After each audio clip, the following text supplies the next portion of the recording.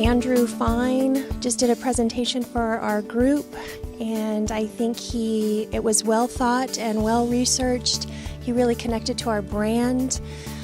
He spoke openly and connected with each and every one of us on our daily activities, and super easy and fun to listen to. He involved the crowd, and it was really a great presentation. I'm a Dairy Queen owner in Arizona, and I enjoyed Andrew's presentation because I thought he did a lot of homework on the issues that concern Dairy Queen in today's world. I thought he did a really good job of connecting with the members in the room, and he brought a lot of things to our mind that we really need to think about in moving forward and progressing with our business. I was impressed with his delivery. It was seamless, and he seemed very comfortable in front of the crowd. The slides were really pertinent. He stayed directed with it. He didn't appear to need to have notes, and I'm always impressed with that. He gave about an hour of just awesome topic. I liked the topics. I liked the building people thing. I'm very much into that myself as an operator, building your team, encouraging your team. He gave us a lot of tips on that, which was great. He talked about the future, which is what my son's super interested in, so kind of have a feel for that, but it was really fun to see it from his perspective, and I think he just did an amazing job of motivating us as operators to be better, because we can all be better. As humans, we can all be better every single day, and I think he did a great job of helping us remember that. So it's great to have him here. Our presenter today is a management expert, published author, and professional speaker with over 15 years of leadership experience in the health and fitness industry and municipal government, where Andrew established new industry standards, methods, and philosophies or staff recruitment and retention. Andrew worked his way up to become the second in command of a 100-person department using the strategies and techniques that he will share with us today. Andrew has a book coming out next month entitled Take Back Your Day, How to Hack Time Management Like a Boss. Here to talk with us about how to lead DQ into the next decade, please welcome Andrew Fine.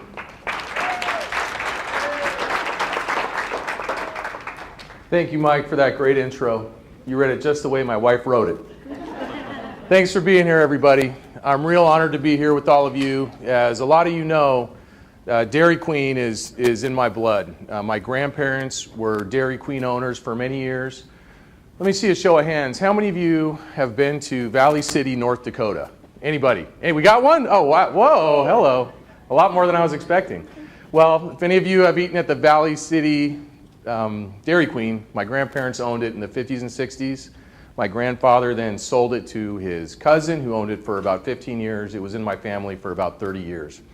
And I'm really proud of it. My mom worked there when she was a teenager. It was her first job. My whole side of that whole side of my family worked there at one point. So it's a big part of my family's history. It allowed my grandparents to elevate their standing in the community, really made them leaders in that little town of 6,000 people, and allowed them to elevate their standard of living and buy a couple rental properties in that little town. So it's something I'm really, really proud of. Now, as we move forward, we're going to talk about some things that I think you're really, really going to enjoy. We're going to talk about some things that are going to make your jobs more fun, make your jobs easier, make you more effective at your jobs, make your jobs less stressful, and also make you more productive, more efficient, and give you some more time away from your restaurants to do some fun things with your family and some things like that. Now, our objectives today for my presentation are to learn some new ways to retain our best staff, because I know that's a real issue for a lot of people. You got people coming and going. It's a tough thing.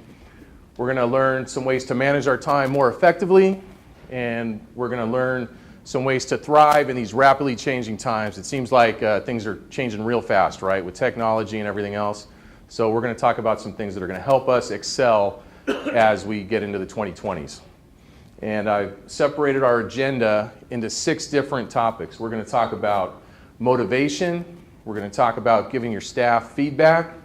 We're going to talk about time management, managing your prime time and your downtime, prioritizing your tasks, and thriving in this rapidly changing future. And if you have any questions at all, please ask. Go ahead and stop me. I like the interaction with the audience. And I'm going to tell a lot of stories. I think you're really going to enjoy what I've got to say.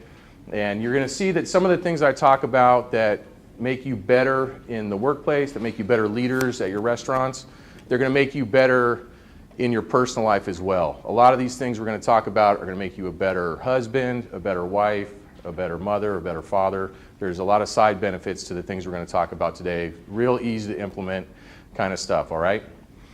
Now, as a lot of you know, our economy has hockey sticked. More people are going to be making more money in the years to come than ever before. And our job is to make sure that some of that money runs through our hands and sticks, right? So one good way to do that is to retain your best staff, because we spend so much time and energy hiring, recruiting, training. Keeping those good people around is going to save us a lot of money, and we're going to be a lot better off in the long run. So one way to do that is to keep them motivated, all right? And one thing that keeps a lot of people motivated is their family. A little bit about me. Here's me in my natural habitat, my wife and kids. I love that face my daughter's making there.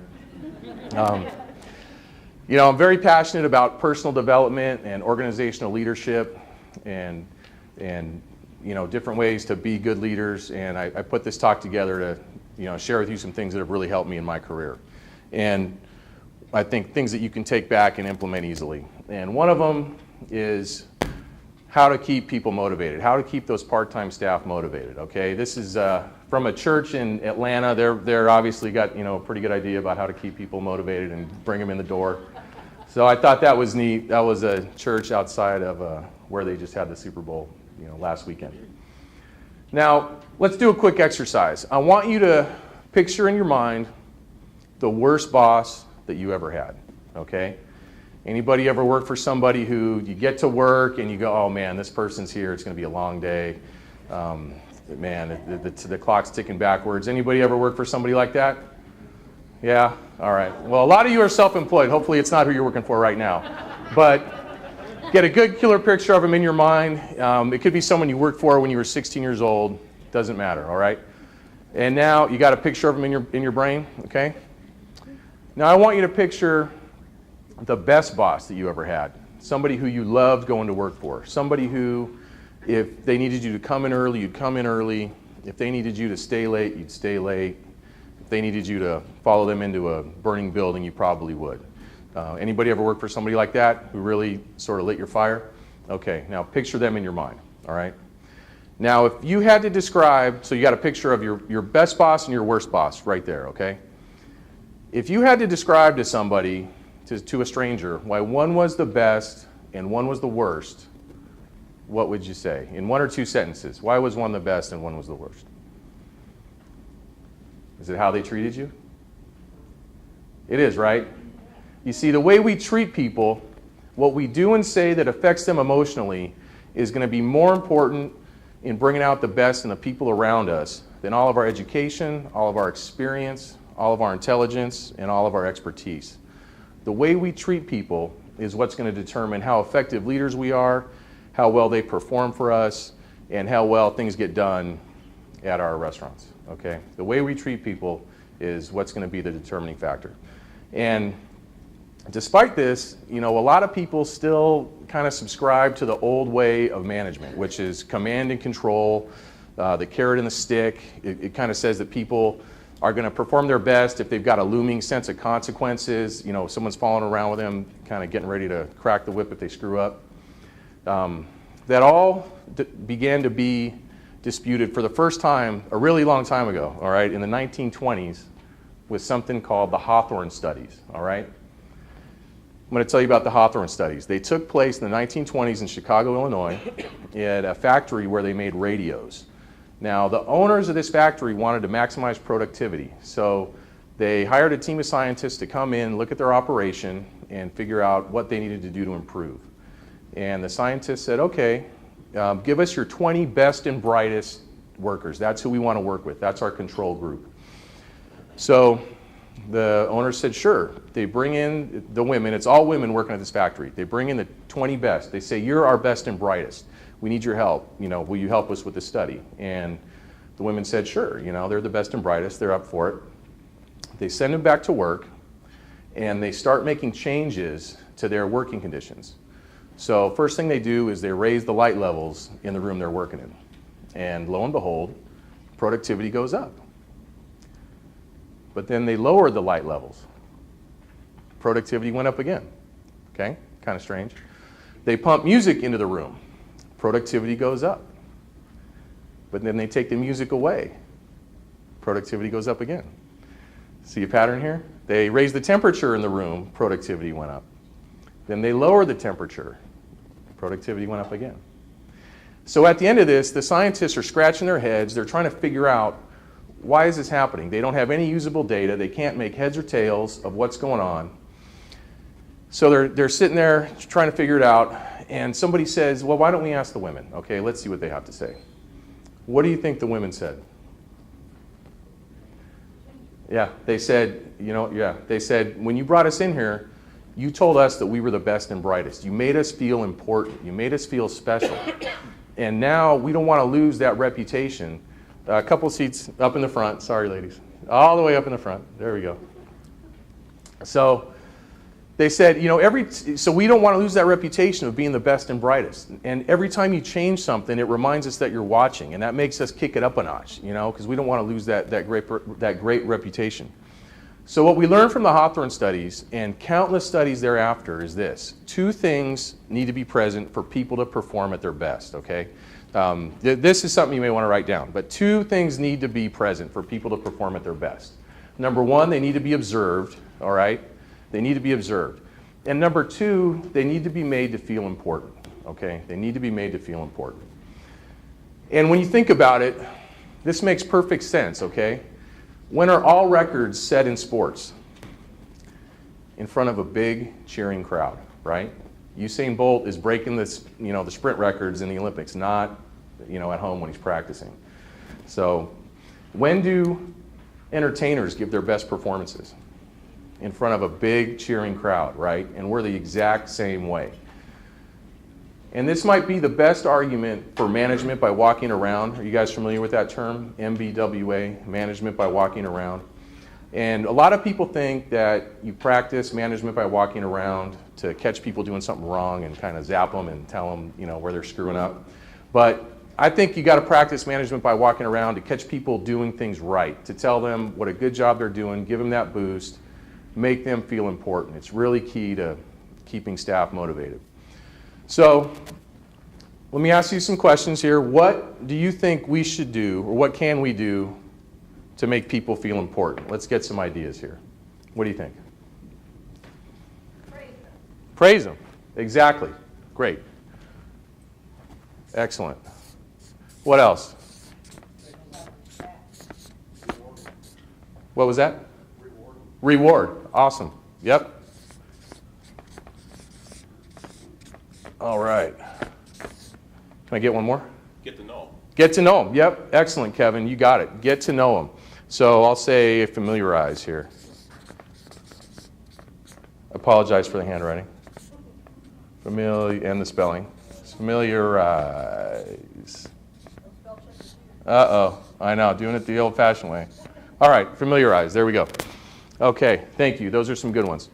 Now, I'm gonna give you a couple other ones here that are real easy. Like I said before, real basic. Look at that. Magic. All right? Look at that. Pretty sweet, huh? All right. Here's another good, easy one, okay? Kind of like what Kevin said, but listen, okay? Listen to him. Who do we listen to in life? People who we think are important, okay? Who do we not listen to in life?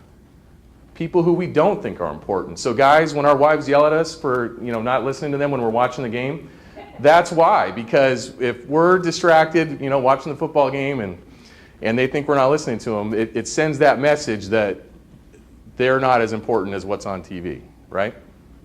So here's another easy one. Smile at them, okay?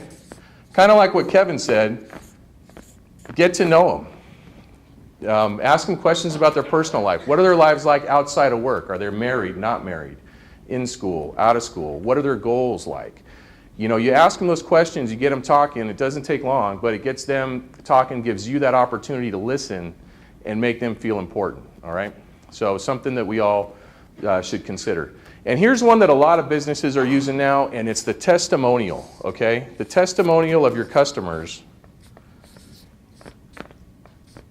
spell this here. Testimonial. So, when I was in the fitness industry, I had to buy a lot of defibrillators. Do you guys know what those are? So, like in the movies, when you see somebody have a heart attack and they say clear and they shock them. So they make portable ones now that they find them in gyms, anywhere where there's a big crowd of people, airports, shopping malls. They might have one here. And what the salespeople do, what the companies do for their salespeople is they find people who've been saved by these defibrillators. So if you take a CPR class, they're going to teach you how to use one of these now. They're pretty common. They fly people out who've been saved by these devices, and they have them talk to their sales staff, okay? So, you know, the sales team then hears directly from somebody who's been saved by this product how it saved their life, and it gives them that boost. They then have found that in studies, they go out and they sell more. Sales go up if the salespeople have seen a testimonial by someone who's been saved by this product. So what I would consider for DQ, especially for you owner-operators who are there and you have regular customers that you get to know on a frequent basis, if you can get them in front of your staff, even if it's just recording a video or some way get your people to see them say how much they love DQ, it's going to make your staff feel that much more important. So let's say you got a mom with a bunch of little kids. Like my wife, I know, doesn't have time to cook a lot of the time, takes the kids, and, they get their Blizzard, their Oreo Blizzard. That's my favorite, by the way. But, and then now they're happy, the day's brighter, the kids are in a good mood, and she's real appreciative of that. So anytime you can get some kind of testimonial to your people, they're going to feel a lot more important and value what they're doing. Does that make sense? All right. The other thing I'll recommend is the golden rule. Okay, who knows what the golden rule is? Right, treat others the way you want to be treated. Real simple, easy stuff. The more you can just treat others the way you want to be treated, that's my favorite management principle. You can never go wrong with it, okay? No matter what situation you're in, if you're having a tough time with somebody, you can always defer to the golden rule and you'll just never ever go wrong, all right? And what's interesting too is some real successful businesses have been started and founded on the principle of making people feel important. Anybody know who this is? Mary Kay, right. Mary Kay Ash, founder of Mary Kay Cosmetics. Now ladies, whether you like Mary Kay's cosmetics or not, you can't deny the success of that company. It's still valued at about $900 million, and it's still one of the biggest cosmetics companies in the world. And Mary Kay had her number one rule, her number one directive to her people was this. She said, I want you to pretend that everyone you meet has a sign around their neck that says, make me feel important. She said, if you can do that, you'll succeed in sales and in life. And her story was interesting. Mary Kay started her company kind of later in life. She was in her 40s. She had been in cosmetic sales for about 25 years. And the story goes like this. So she went to see the CEO of her company speak at a convention and stood in line for about an hour afterwards to meet him. And so she finally gets up to him, shakes his hand, and the guy totally ignores her, doesn't make eye contact with her. And she said she knew immediately that this guy doesn't care about me. I don't want to work for him anymore. I'm going to go into business for myself, and I'm going to make everybody that I meet feel important. Now, what does Mary Kay give her top salespeople? Pink Cadillac, right? The pink Cadillac. I don't know how important I'd feel driving around in the pink Cadillac, but my guess is her people feel pretty important. So Mary Kay walked the walk, okay? She didn't just talk the talk. And how significant is her philosophy of pretend that everyone you meet has a sign around their neck that says, make me feel important? How significant is that to DQ? When we think about customer service and our fans and our staff and the customer service we want our people to give, that pretty much sums it up, doesn't it? We want them to treat everybody like they've got a sign around their neck that says, make me feel important. So real key to success, real easy to do. All right, our next topic here, I'm going to talk about feedback and giving your staff feedback, both positive and negative.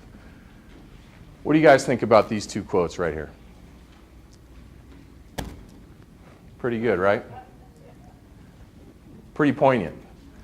And as leaders, is the feedback that we give people, does it have an impact on them? It does, right? Everything we say to our staff either builds them up or tears them down. Nothing is neutral. So the feedback we give is really important.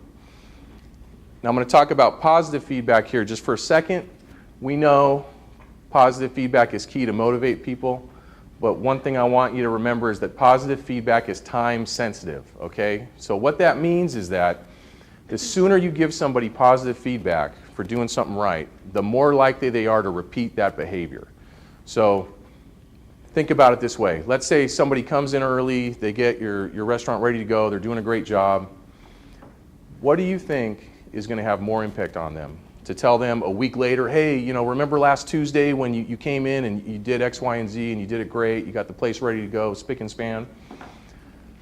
Or to tell them immediately, hey, this is, you did a great job, thank you so much for doing what you just did. What do you think? To tell them immediately, right? To tell them immediately, for sure. Absolutely. So positive feedback is time sensitive. Now, one thing I want you to remember with negative feedback, one thing I'd like you to try is this, okay? It's something called the scoreboard method. Now, what does a scoreboard do in a football game? Tells the score, right? Tells the score. Yeah. It's unemotional. It just states the facts, okay? It doesn't say, it says how much time is left. It says how much time is left, how many timeouts you got, what the score is, and that's it, okay? It doesn't say you should have pulled the quarterback in the third quarter, the coach is an idiot, why are you calling that play, you should have thrown it to Larry Fitzgerald or given it to David Johnson. It doesn't say any of that stuff. It just states the facts. So let's say you got to talk to somebody and tell them what they need to improve on. Let's say you got somebody who came in at 10:30, they're supposed to be there at 10. What do you think is the better way to handle it? To tell them, I can't count on you, you're a clown, you're an idiot, you're driving me crazy, right? The things you want to say. Or to say, hey, it's 10:30, you're supposed to be here at 10 o'clock, what's going on? What's the better, the scoreboard method, that's how it would work. You're just stating the facts, right? So when you just state the facts, they can't get mad at you, right? People get defensive if you got to tell them, what they're doing wrong and make excuses. They'll point the finger back at you a lot of the time, right? So when you got to give somebody negative feedback, I want to encourage you to use this method, the scoreboard method, okay? It's very effective. All right? Now, recap here on feedback. We want to give positive feedback immediately. Want to use a scoreboard model wherever we can, the scoreboard method. Keep that emotional tone neutral, non-judgmental. Just state the facts. Apologize if you make a mistake. If you blow up at somebody, sometimes you can't control it. We're all human, right? Every master was once a disaster, so they say. But apologize if you, yell at somebody, hurt their feelings, and you might have been out of line. Praise in public, appraise in private. So most people don't mind being praised in public, but if you got to tell somebody about all the things they're doing wrong and they need to fix, don't do it with an audience, right? You want to do that in private. MBWA, again, management by walking around. Use that to catch people doing things right. And the golden rule, okay? You want to practice that golden rule when giving feedback. Very important, okay? Any questions about any of this stuff? Let's move on to time management, okay? We're going to talk about time management. All you parents can relate to that, right? Now, one thing I want you to remember about time management, because a lot of people think it's all about cramming more stuff into our busy days, cranking up that treadmill that it seems like we're on, doing more. But time management, it's really about getting the work done that you need to get done and then getting out of there, going home, spending time with your wife, your kids, your family, doing those things that we really want to do that make life worthwhile, right? And I want you to think quality of time at work, quantity of time at home, all right? Quality of time at work, quantity of time at home. And the reason is this, we live our lives by the hours, the weeks, the months, and the years, but it's those special moments that make it all worthwhile, right? The time you spend with your grandkids, things you do with your spouse, whether, a joke you share with some friends. It's those special moments that make it all worthwhile. But we don't always know when those special moments are going to happen, right? A lot of times they just happen. So what we got to do is make, big chunks of time away from work to allow that stuff to unfold naturally, okay? So that's really the key to time management, all right? It's quality of time at work, quantity of time at home. Now, you guys ever feel like you got too much to do and too little time? Yeah? Who here works from a to-do list? All right? You guys get everything done on that to-do list? No? No? Absolutely not, right? This is why. You got too much to do and too little time. Robert Half International, it's an executive search firm out of New York, did an extensive study. They found that the average business owner is backed up with 6 months worth of reading, projects, things to do, okay? We've all got too much to do, too little time, but, that's the way it is, right? So what we're going to focus on is not how to do more things, but how to do the right things. How to do fewer things, but how to do the things that are more important. Who knows what day of the year we're most productive? What do you guys think? What day? It's a bit of a trick question. Huh? No wonder I have a problem. Yeah, one day. Now, well, for a lot of you, yeah, maybe 1 or 2 days. It's the day before vacation, right? Right? How many of you got a whole lot of stuff done? Not that this is a vacation here, but maybe a working vacation. How many of you were extra productive before you left to come here? Right? So, so why is that? So, yeah, right? There you go. Key to productivity, could be. I mean, you go too many years without one, it'll wear you down. But, yeah, the reason we're so productive right before vacation, we hyper-focus on our most important tasks, we get them done as quick as we can, and we move on. We ignore the things that we don't need to do, right? So what I'm going to encourage you to do is use something called the Pareto principle, or the 80-20 rule, okay? This is something that was invented by a guy named Wilfredo Pareto. He was an Italian economist and back in the early 1900s. He looked around his society and he realized that people kind of divided themselves into what he called the vital few, the top 20%, and the trivial many, the bottom 80%. He realized about 20% of the people owned 80% of the land, 20% of the people had 80% of the political influence, 20% of the people had 80% of the wealth. And then he looked at his own life and his own business, and he realized that he could apply this rule to anything. And he realized 20% of his efforts accounted for 80% of his results. About 20% of his customers accounted for 80% of his sales. So look at your own business. Look at your own life. Look at your emails, okay? Let's take emails. About 20% of your emails are probably worth reading, right? The other 80, what do? Delete, right? Look at your customers, your fans. I'll bet a lot of you have repeat customers who come in. I'll bet your top 20% of customers account for close to 80% of your sales. All right? Now, look at your to-do list, for example. Let's say you've got 10 things on your to-do list. The top 2 things, that top 20%, are going to be more valuable than the bottom 8, than the bottom 80%, right? So the key to using the Pareto principle is this. Don't work on anything in your bottom 80% if you've got something in your top 20% that's left undone, okay? Don't work on anything in that bottom 80% if you've got something in the top 20 that's left undone, all right? And there's some other things we can do to help us apply this. And one of them is managing our prime time and our downtime.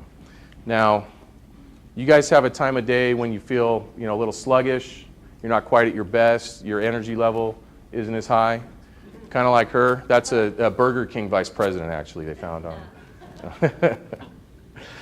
But you know what I mean? The time of day where you're not quite at your best, a lot of times it's after lunch, right? You guys know what I'm talking about?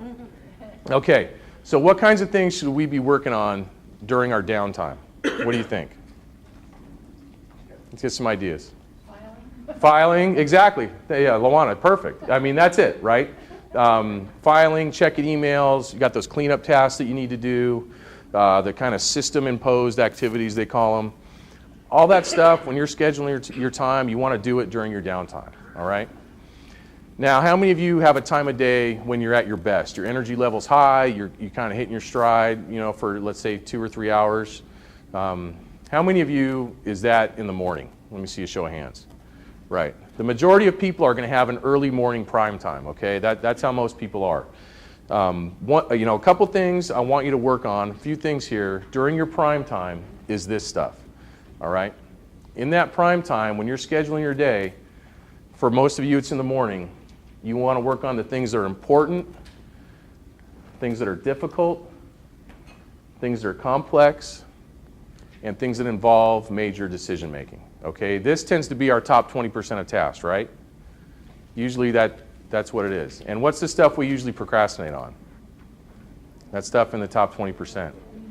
So you want to take that stuff and marry it together with your prime time, okay? Key, you're going to make better decisions, you're going to be more productive, you're going to get more done in less time and give you some time to get away from work and do some fun things, all right?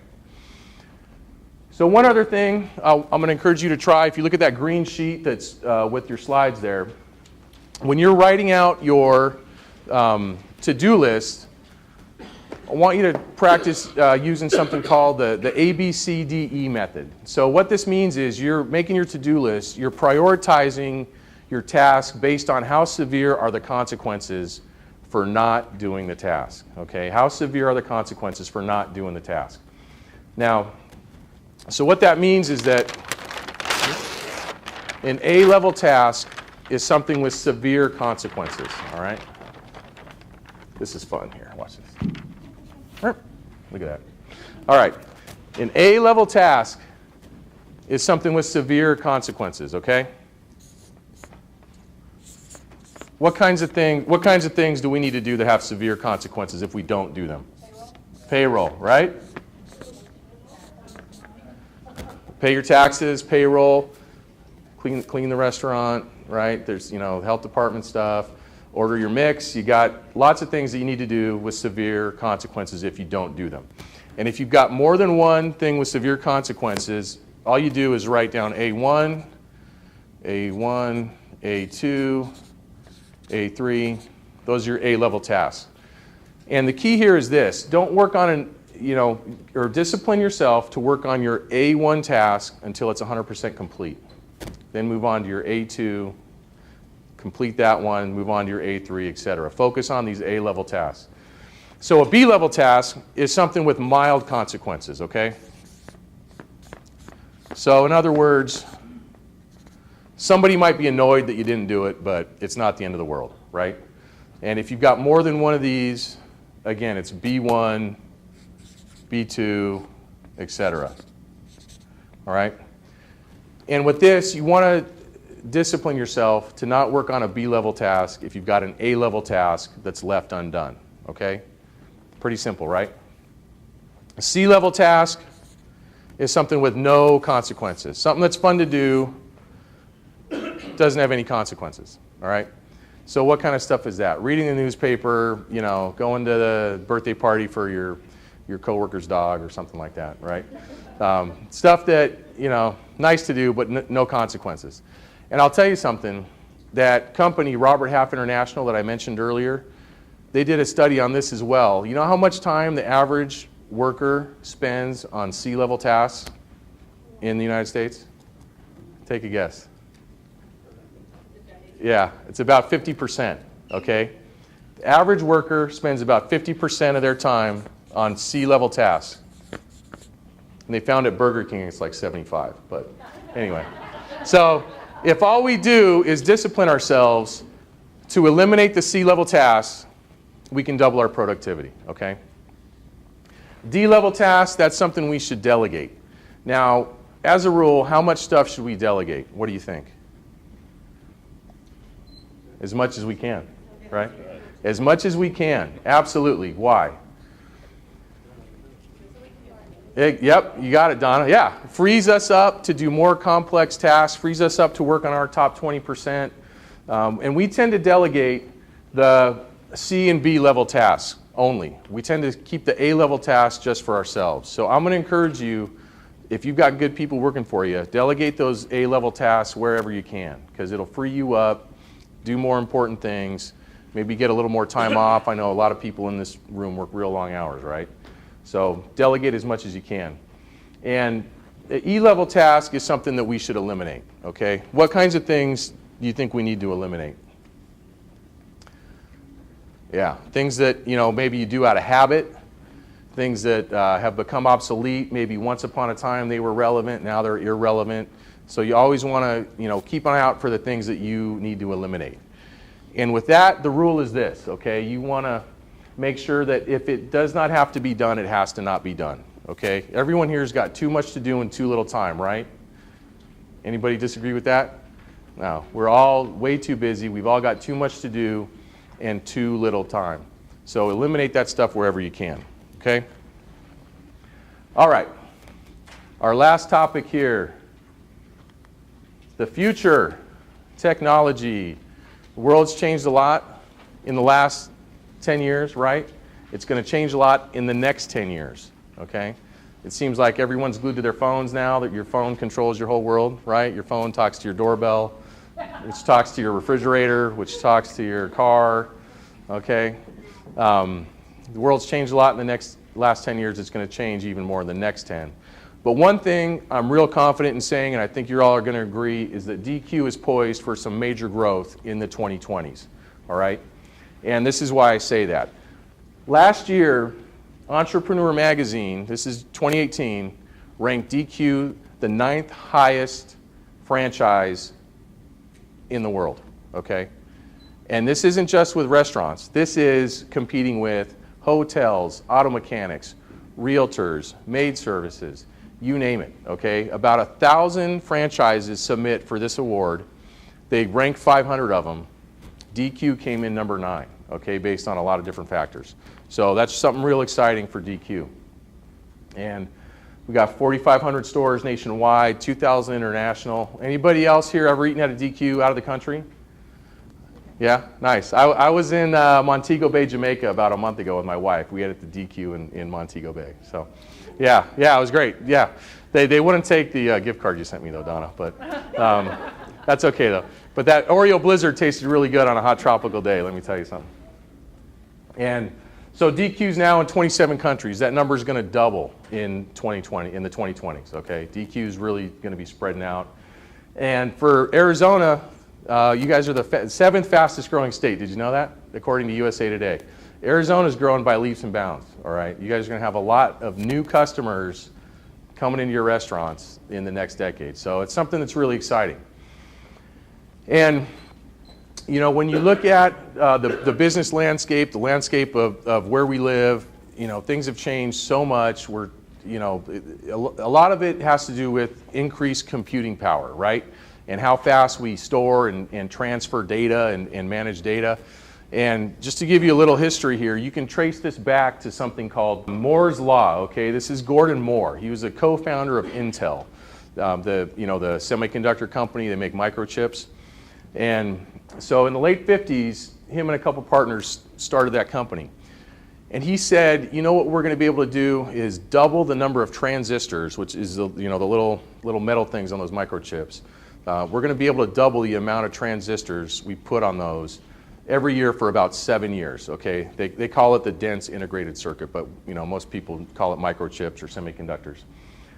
And so they did. They doubled the amount of transistors. In the late 50s, you know, 2, 4 transistors, then 8, 16, 32. They doubled them every year, and they've been doubling them every year for about 50 years, okay? They're in the billions now. They can fit billions of little transistors on a microchip. I don't know how they make them, but here's a graphic to kind of show you what I'm talking about. So you look back in the 50s, and you know, 2 little transistors. By the 70s, they've got 2,300 transistors on these things right here, okay? And it's gotten a lot cheaper. You look at how much it costs in the 60s now, they've got billions of transistors on these little guys, and you know, they're less than a penny, right? That's why the whole world's data, the whole world's information is on your phone, in your pocket, because of the computing power, the increased ability to manage and store data. And this is just an estimate, really, to 7 billion, because Intel, they don't disclose it anymore. It's kind of an industry secret, but we know it's in the billions, okay? Here's a graph to demonstrate, I mean, the exponential growth here. You look in the 70s, so you see 500 million transistors here, all right? They hit that number right when the iPhone came out, about 12 years ago. And then they just keep doubling the number of these things, then 1 billion, then the iPad comes out. Then by 2012, they got 2 billion of those transistors. And this has had an impact on businesses. It's had an impact on everybody's life, everybody's business, right? It's unbelievable what's going on with this stuff. And not every business saw it coming, right? And we've seen a few casualties because of this too. So Kodak, right? They call this the new Kodak moment. So Kodak was around for 150 years, right? And in 1996, they're cranking 140,000 employees, $28 billion market cap. By 2012, that's it. I mean, and here's the little button on your phone, that little Instagram app that a lot of us really don't care about, right? They're sitting there with 13 employees, and they're valued at $1 billion. Okay, just unbelievable. You guys remember video stores? Who remembers the video store, right? Blockbuster, right?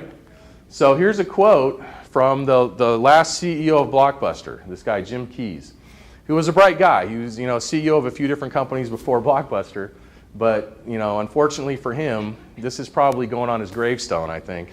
And this was not that long ago. I mean, this is like 11 years ago, okay? Redbox, Netflix, not even in our realm of competition. And I mean, I don't think the guy could have been more wrong, right? Here's another graph that kind of illustrates this. So you look at their revenue here in billions, and Blockbuster's in the red line, Netflix is the blue line. $6 billion in revenue, and then as the technology it changes, it just falls off a cliff, right? I mean, it's unreal.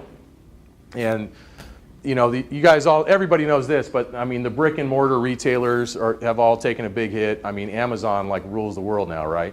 I mean, luckily, they're not, we're not ordering a Blizzard on Amazon, right? You need to get it, and you need to put it in your belly now, right? The drone can't fly it to your house, But when you look at all, everyone who sells hard goods, they call it, Sears, JCPenney, Nordstrom's, I mean, the list goes on, and what the value was in 2006 of these companies to what it was back in 2016. I mean, Sears and JCPenney, I gotta guess are on their way out, right?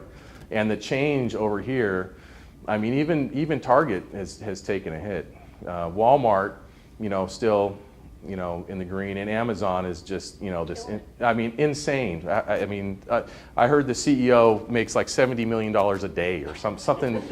I mean, what do you even do with that kind of money? We'll talk about what he's doing with it actually at the end of this, but it's just unbelievable, and it's led to some different things. Okay, one of them is dematerialization. So look at this guy back in the 90s.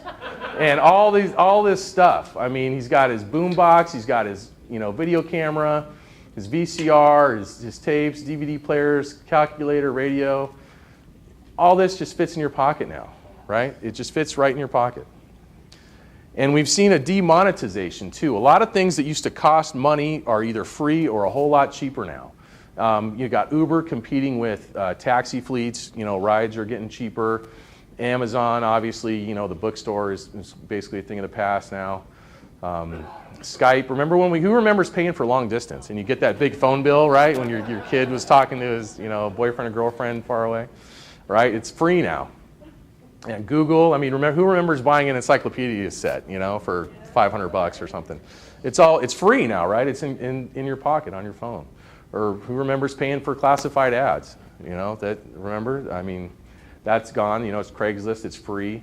And now you got Airbnb, a little, again, app on your phone competing with the big hotel chains. A lot of people go stay somewhere, they want a full kitchen and the whole deal.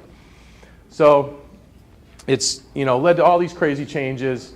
Transportation is another big one. And I know here in Phoenix, here in Phoenix, I was telling somebody last night, I read an article that, the self-driving cars, I saw one for the first time yesterday, and I saw some, they have people in them still, And the guy was saying that people throw rocks at the self-driving car when he drives by. So, yeah, I don't know if it's people that work at one of the other auto dealerships maybe, but so GM's saying by next year they're going to have cars that don't even have steering wheels or pedals.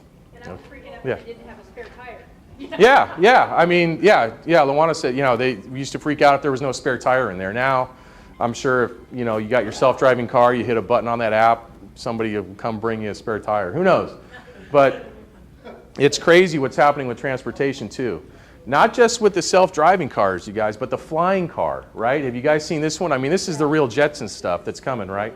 I mean, so Larry Page, one of the co-CEOs of Google, is spending a ton of money developing the flying car. Okay, there's kind of a race going on to make the first usable, customer-friendly flying car, and they're a big play. Google's a big player in it, and a lot of these companies that build jets, that build 747s, Airbus, Boeing, Bell Helicopters, and a bunch of startups are spending billions of dollars trying to develop the flying car. I mean, it's like the real live Jetson stuff. That my guess is by the end of the next decade, by the end of the 2020s, we're going to be seeing these things somewhere. And we got the Internet of everything, right? Everything's connected, like I said before. Your phone is connected to your car, which is connected to your TV and your refrigerator and your doorbell and everything else. We've got satellites, drones, autonomous cars, virtual reality. I mean, it's wild.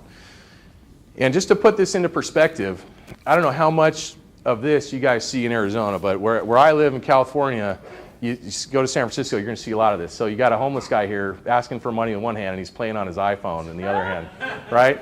Anybody ever seen that? I mean, you kind of do a double take when you see it. You're like, something this just doesn't seem right. But you see a lot of this in certain places, all right? And I want you to think about this. This guy has more access to more information quicker than Bill Clinton had when he was president of the United States. Think about that. I mean, it's really amazing. It's unbelievable. So why am I talking about this? Why does this matter for DQ of Arizona? Why are we bringing all this up? We're bringing it up because we all need to look at the changes that are coming our way. How are they going to affect us? What do we need to do to respond? And what do we need to do to thrive moving into the next decade, all right? Now, one person I wanted to quote who I think has some good idea is Steve Calger. Is he here in the audience, Steve Calger? No? Some of his group? Okay. Well, Steve's got a real good quote off the DQ website. I know he owns like 11 restaurants here in Arizona. But Steve said, over the past 7 or 8 years, the DQ system has gained some credence with its food-centric menu. It's helped a lot. It's gained a lot of credence with its food menu and is really becoming a food-centric player in the industry. And that helps a lot as we're launching these first DQ Grill and Chill locations. The brand has always been strong when it came to treats, but processes to support a full menu continue to grow stronger. So we know for a lot of people, the full menu is going to be the wave of the future. My grandparents' restaurant was not the full menu, and some people don't need the full menu, right? Some people are, a huge profit margin without the full menu. But it's something that we all are going to need to think about moving into the future is, how is this going to affect us? And are we going to need to go in that direction or not, right? What other changes do you guys see coming for DQ? What other big ones? I know yesterday you guys talked about a lot of them, but what do you guys think? The app, right? The online ordering?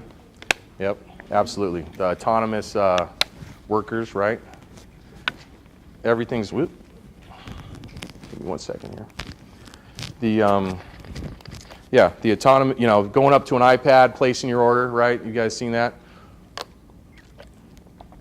Again, I kind of liken it to, they say don't buy the first model vehicle when it comes off the showroom. Wait for someone else to work out the kinks, kind of. A buddy of mine bought a brand new Corvette when they came out with the new body style.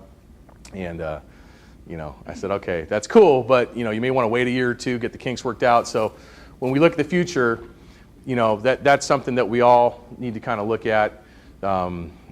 what's going to happen? Is it the way we need to go? Is it not? What's going to affect it? Where I live, they're raising the minimum wage to $15 an hour. Seattle, they're doing the same thing. I think Arizona might be going that direction too.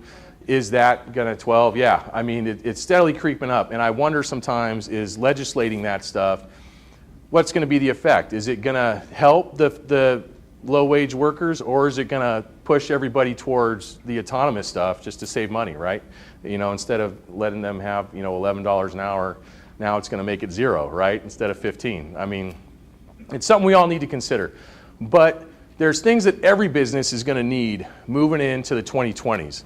And here's some of them right here. We're going to need to be open-minded about the future. We're going to need to be positive about the future, meaning have a positive mental attitude about the future.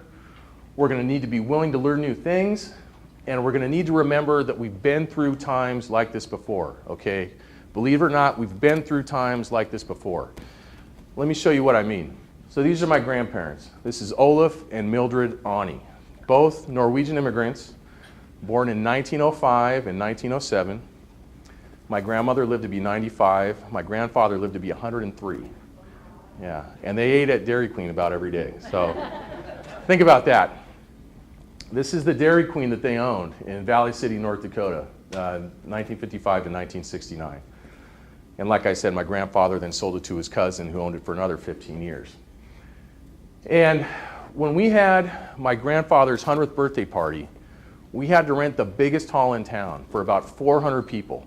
The whole town came out to pay their respects to him. And a lot of them were his former employees. These are people who worked for him when they were teenagers, and they're now in their 70s. And they talked about how he taught them hard work, discipline, responsibility, all those great values, and then they went and passed them on to their kids and their grandkids, and it had this whole kind of ripple effect throughout this town. So that was my grandparents' legacy as Dairy Queen owners. It was really impressive, and I didn't really realize it until his birthday party. But when you look at their generation, the greatest generation, a lot of people say, right, and the changes that they went through from the time they were born at the turn of the century into the 1950s, I'll tell you something, it looks a lot like the changes that we're going through right now. Let me show you this. So my grandparents, they saw the airplane come in and replace the railroad and the steamship as the main forms of transportation in this country, all right? They saw the light bulb come into every home and replace the candle and the oil lamp. They saw the car come in and replace the horse and buggy. Look at this photo. This is New York City, 1904. Again, sorry about that.